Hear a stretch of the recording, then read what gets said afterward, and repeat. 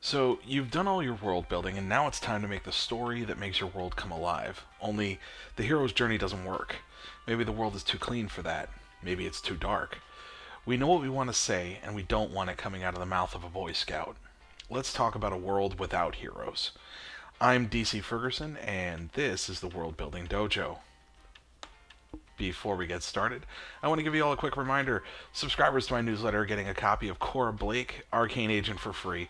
This short story is a prequel to the Dragon's Dream saga and a great chance to get started with the series. I'll link the newsletter sign up in the comments below. Make sure to sign up and get your free copy. While you're at it, you beautiful devil, why don't you, like me, on Facebook? We'll make a blanket fort, and we'll be best friends. Plus, you can see what I'm up to, get my books from the store, and all sorts of cool stuff.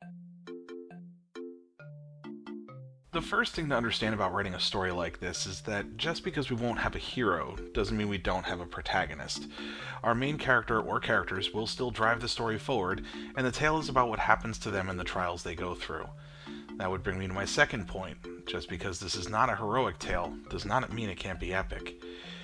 While I would admit that most of the examples we're using today are decidedly small scale, that ignores the most epic tale ever gracing television, Game of Thrones. Now, while there are undoubtedly heroes along the way, Brienne of Tarth, Jon Snow, and Tyrion Lannister all have heroes' journey arcs. The vast majority of the central characters are just people, living their lives and doing what they feel they need to do to survive. Quite honestly, the world is full of a lot more Ramsay Boltons at the top and a whole lot more Podricks at the bottom. So, yes, you can do long, epic story arcs with characters that are not heroes. However, where storytelling like this shines is when we're putting a light on much smaller scales. With as much or as little world building as you want, a small scale story really lets you focus in on the details, the emotions, and the plight of a street level person in your world. Now, I say that, and then I put the word sci-fi in front of it, and your first thought is likely going to be Blade Runner. The 1982 masterpiece takes place in the far-flung future of 2019, where Los Angeles is a sprawling neon metropolis threatening to swallow you whole. Our main protagonist, Rick Deckard, is a retired cop turned Blade Runner. In short, he hunts down replicants, bioengineered humanoid robot hybrids. The only thing is, this batch he's hunting down in the film are maybe a little bit more human than those that ordered their termination. As Deckard pursues them, the lines start getting really gray and it's purposely ambiguous who's right and who's wrong. See, the thing about Blade Runner is in the grand scheme of the world created by our man, Philip K. Dick, no one in this world cares one way or the other how this movie ends. The events that unfold don't affect anyone outside these main characters, so by reducing the impact to the world, we can laser into a chain of events that are incredibly and deeply impactful to the people that lived through it. This naturally carries with it deeper and heavier emotion. So, let's talk about how we draw that out. A lot of these tales we're going to tell without a hero element are going to focus in on the humanity, or lack thereof, that is central to our characters. These are situations that would otherwise be considered mundane, while to our characters it might possibly be the most important thing that ever happens to them. So, for that we're going to get into our first deep cut, and that's going to be the 1951 novel The Catcher in the Rye by the reclusive J.D. Salinger. Our story centers around Holden Caulfield, who has just been expelled from the boarding school he was sent to. Over the Christmas break, he leaves the school behind and considers running away, as his parents are going to receive the notice of his expulsion from the school. He wanders around New York City and tries to make a connection, but everyone around him rubs him the wrong way. Basically, we're in third person limited, so we're seeing the world through Holden's eyes. He's full of teen angst and disillusionment. He calls people phonies because he can't stand the hypocrisy, the fake kindness, and small talk that he sees all around him. Holden is no hero in this story. As a matter of fact, the one thing he almost never does is turn his view inward and give himself a good look. He's immature, quick to anger, and usually bites off more than he can chew. After the whirlwind of events that bring him across New York City eventually take him home, we reach the climax of the story. Unlike the hero's journey, there is no battle here, only a conclusion. Additionally, Holden, our protagonist, he undergoes virtually no transformation whatsoever. His experiences don't make him grow in any meaningful way. As an aside, this is the novel attributed to crazy people doing crazy things, and the book has been banned several times since its publication. Seriously. Really. A 16-year-old kid wandering around New York being an angsty jerk and spending time with his 10-year-old sister. Such forbidden words. Yeesh. That said, though, the mystique surrounding it has more to do with how well Salinger captures this justifiable immaturity. We understand why it makes sense to Holden, why he does what he does, and it's incredibly believable. So much so that it inspires the most immature among us to think they found a kindred spirit in it, I guess. My choice of words, calling the main character immature and a jerk, may even lead you to think I'm not a fan of this novel, but the opposite is true. It's actually one of my favorite novels ever. By putting Holden under this microscope, it never tries to judge him. You do that. And the older you get and you go back and you reread it, the less you agree with him. Age brings wisdom, but Catcher in the Rye is like a snapshot to a way of thinking that only made sense when we were dumb kids. This is the kind of mode that I want you in when you're thinking about this. If you think these types of stories relate to our usual fantasy and sci-fi, you're absolutely right. One day, a guy went into a studio head at Fox and pitched 2 words, space western, and we got one of the more legendary sci-fi fandoms out of that simplistic concept. The truth of the matter is, no one is breaking too much literary ground in fantasy and sci-fi, if I'm being honest. It's all about world building right now. Classic sci-fi often shined a light on what it meant to be a human being in a world that wasn't necessarily Earth. In the modern landscape, this is all virgin ground all over again, and it's really worth considering because, as we'll see with the next example, timing is everything. Age puts a lot of distance in front of our subjects in this section. I don't just mean like our previous example with Holden Caulfield, where you find less in common with the protagonist as you age and your wisdom increases. The examples we're going to use here is how time really ravages our understanding of the original message. Our first example is the 1982 drama First Blood, starring Sylvester Stallone. Later, this series would become an action-centric bullet festival, but the first movie is heavily entrenched in drama start to finish. John Rambo is a Special Forces soldier from Vietnam, now a drifter across the US. He happens into a small mountain town and gets abused by the local sheriff that doesn't like his kind. What follows is Rambo snaps and escapes custody, fortifying himself in a forest as a manhunt begins. The question is, will he use his Special Forces training on his own people to keep his freedom? Now, speaking for myself, I was already born well after the Vietnam War. As such, I'm one generation removed from the people that lived through it and came back.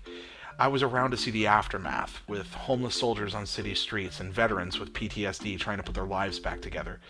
As such, this film resonates with me, but obviously not as much as someone who lived through that dark period of US history. The generation after me will understand it even less, while my daughter's generation would only meet a Vietnam veteran in a retirement home. This doesn't make the film resonate less, but it's not as timely anymore. The evil sheriff in First Blood almost seems cartoonish now for the way that he harasses Rambo, perhaps even unrealistic, except that there were those people that had an axe to grind against our soldiers coming back from Vietnam that is now more of a footnote in US history as opposed to a widely accepted fact that it was a problem at the time. The point here is that your message needs to get out there. What you need to say in your writing needs to come when it's timely. Trust me on this one. Blade Runner takes place in 2019, which, when the story was written in 1969, that was 50 years into the future and the author's best guess of where we would be. There are people watching this video right now that just put First Blood on their watch list because they've never heard of it before.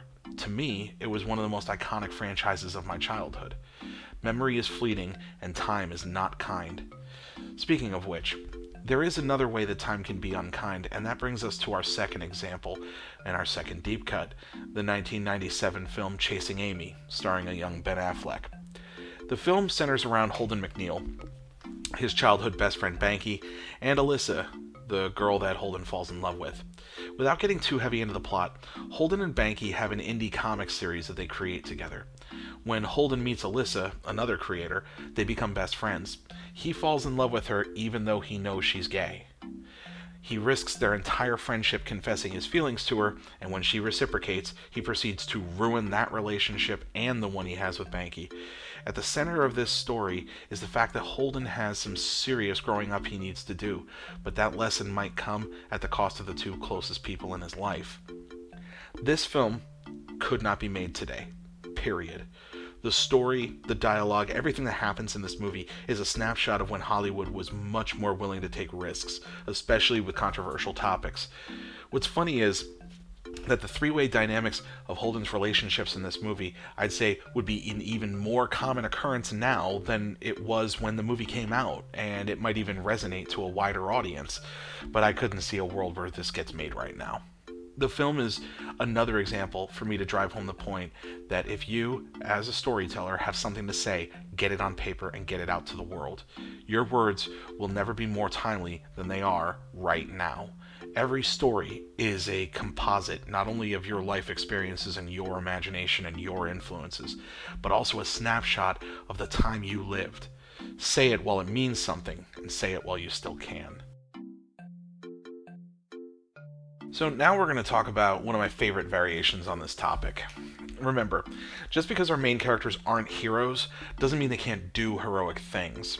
Holden Caulfield bought his sister a record. John Rambo showed mercy to the deputies he caught in his traps.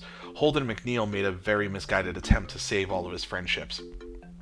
But what we're looking at here exemplifies that sometimes doing the right thing requires a monster. In a way, you can write a sort of hero's journey with a character that isn't a hero. Now, don't get this confused with an anti-hero, like a hero that fights fire with fire. That's not quite the same thing.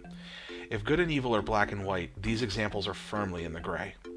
So our first example is yet another deep cut, the 1992 western Unforgiven, starring Clint Eastwood. When a prostitute is left permanently scarred, her friends offer a bounty for the men that did it to her. That offer is given to our protagonist, William Money. He used to be an outlaw and a killer in his youth, but now he's a widow on a pig farm raising his children.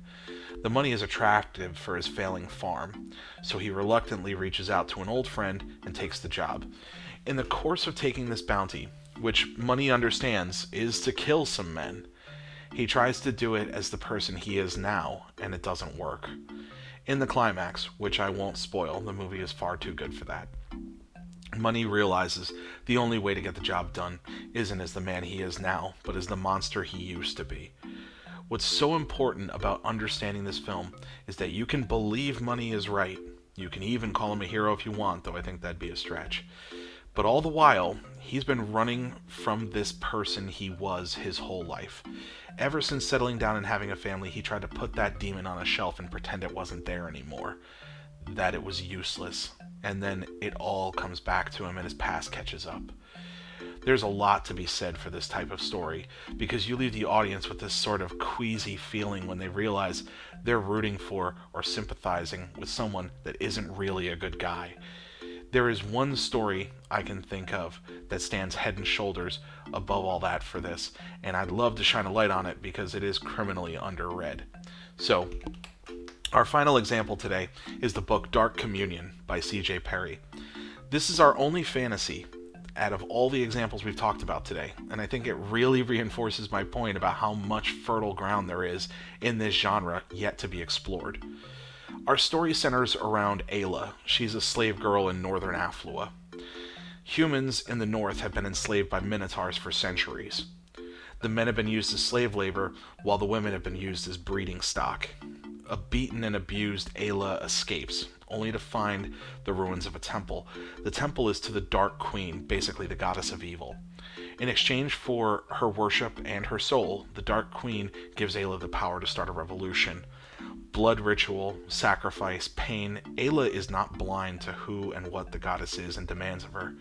In a world where the gods can be petty and flippant to those that suffer from their whims, Ayla feels her people have been slighted by the god of light, so she goes in the other direction. The thing that kills me about this story is how it exemplifies the concept of everyone is the hero of their own story, in such a way that you catch yourself rooting for Ayla. This story is about her rise to power, and how she takes a group of farmers and makes them revolutionaries. The problem is, of course, she is a priestess to the goddess of evil. As the audience, we're reading this with the understanding we're basically reading a villain's backstory. The twisty way it navigates this plot makes you question if you'd be any different. It makes you confront your own shadow in a very deceptive way, building sympathy and putting you in a world where you could see yourself following Ayla straight to the abyss for a chance at freedom. Stories like these are awesome at not only telling a story in a different way, but also putting up a mirror to make you question your own humanity. That's where stories with no heroes excel, when they keep the human condition under the microscope and ask all sorts of uncomfortable questions. I went ahead and I put a link to Dark Communion in the comments below. You should definitely check this out. Creating a world without heroes is another way of saying a bunch of stuff that happens to these people and you should pay attention.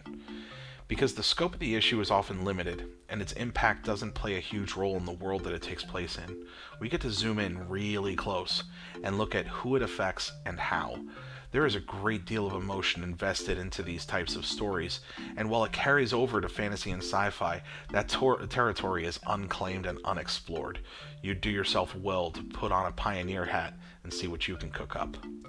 Once again, the donations from you guys are so awesome, and I thank you very much. We're still working with the Boston-based Needs organization to get this beautiful lady a service dog. Her name is Liana, she's 11 and on the spectrum. This wonderful person is my little girl, and if you'd like to help out, there's a link in the comments below. Also, don't forget to sign up for my newsletter. The link is also in the comments, and you're going to get Cora Blake, Arcane Agent, totally free.